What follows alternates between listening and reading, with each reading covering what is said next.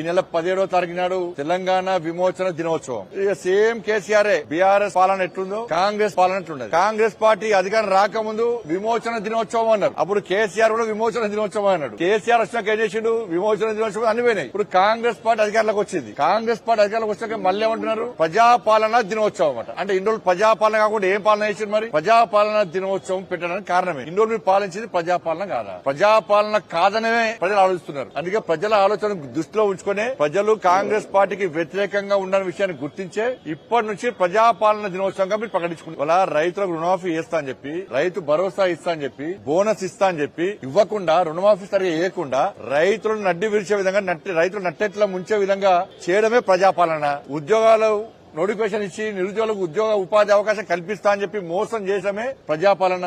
ఉద్యోగులకు 5 DL ఇస్తామన్నారు, PRC ప్రకటిస్తామన్నారు, ప్రమోషన్లు ఇస్తామన్నారు, అది ఇయ్యలే. ఇట్లా మోసం చేయడమేమి ప్రజాపాలన.